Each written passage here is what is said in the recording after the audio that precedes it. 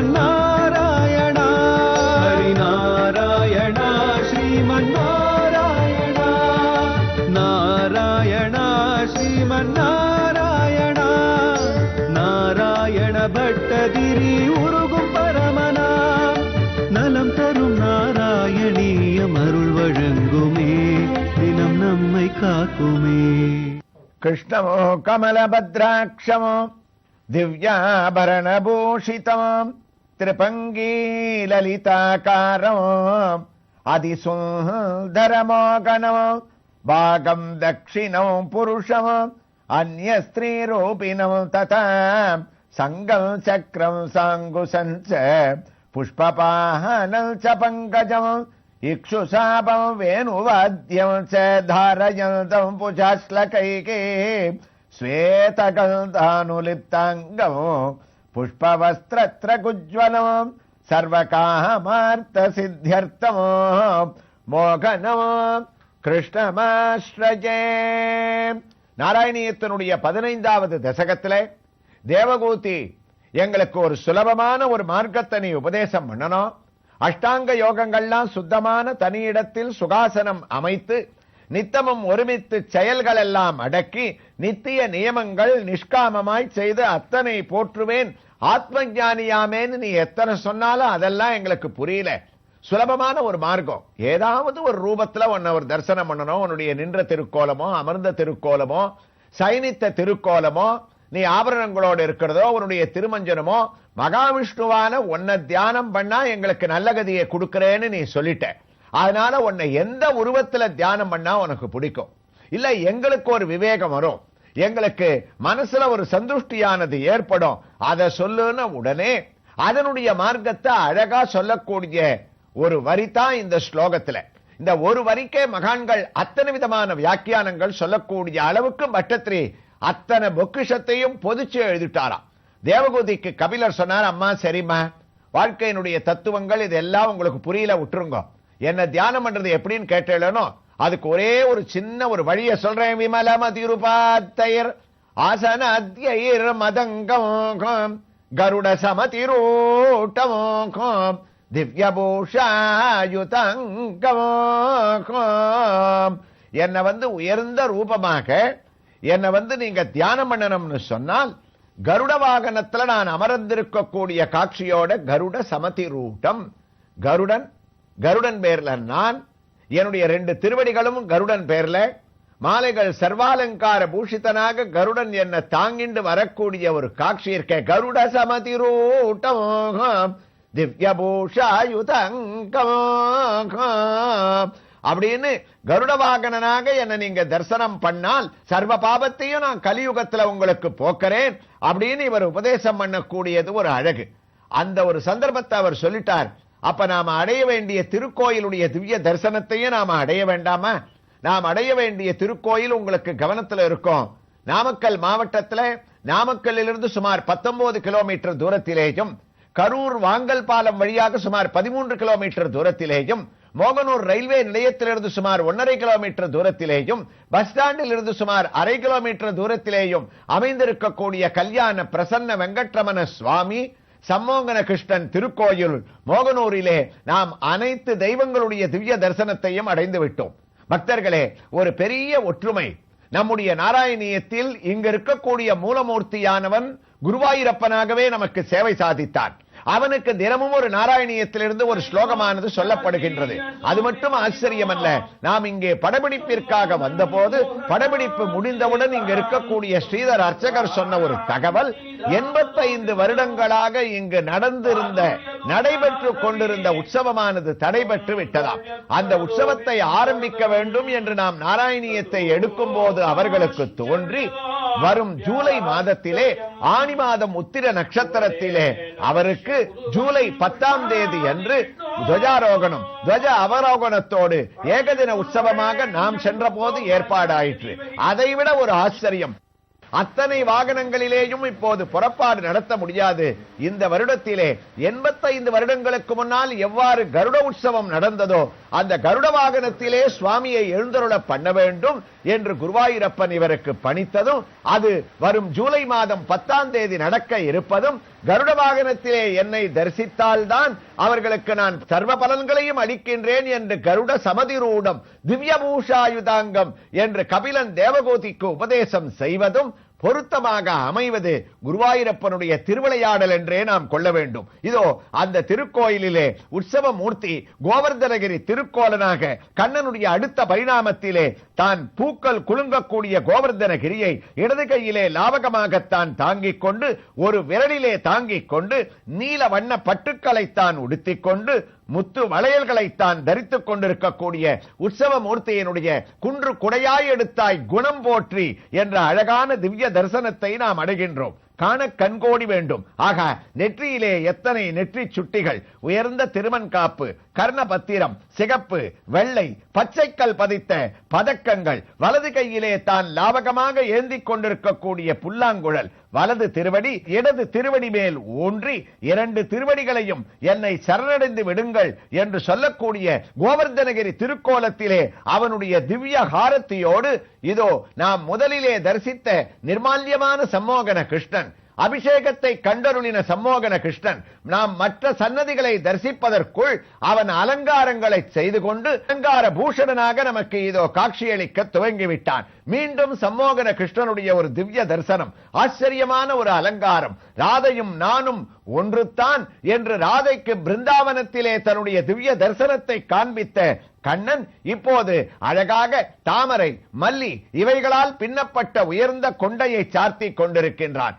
அழகான மஞ்சள் பட்டு இவனுக்கு அழகுக்கு அழகை கூட்டுகின்றது. அது மட்டுமா, அவனுடைய ஒரு புறம் ராதையாகவும் மற்றவும் இருக்க அவனுடைய மூக்கு ஒரு புறம் கண்ணனுடைய நீண்ட மூக்காகவும் மற்றொரு புறம் ராதையினுடைய மூக்காக இருப்பதால் அதிலே ஒரே ஆபரணத்திலே சிகப்பு கல்லும் புல்லாக்கும் மூக்குத்தியும் பளபளக்கக்கூடிய அழகு.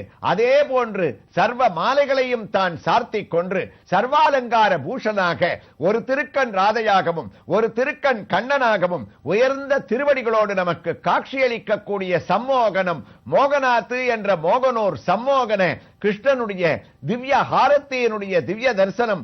இந்த அலங்காரத்தோடு நாம் இந்த கருட வாகனத்திலே பகவான் எவ்வாறு தன்னை தியானிக்க வேண்டும் என்று சொல்கின்றான் என்ற உபதேசத்தை கேட்பதற்காக நாராயணியத்திற்கு நாம் திரும்பிவிட்டோம்.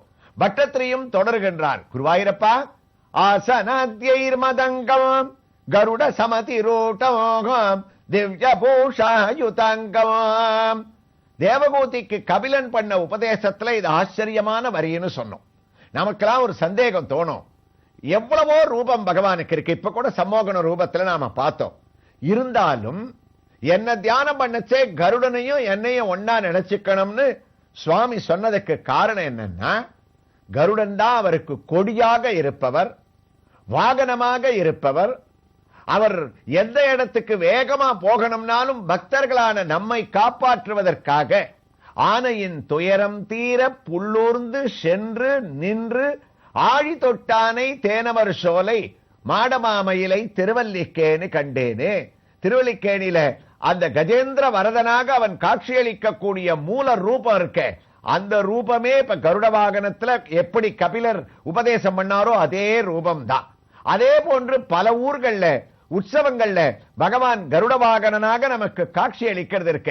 இத்தனை வாகனங்கள்ல கருடன் நமக்கு அவ்வளவு புண்ணியத்தை கொடுக்கிறார்னு சொன்னால் அதுக்கு ஒரே ஒரு காரணம், வேதத்தினுடைய சொரூபமாக அவர் இருப்பவர்.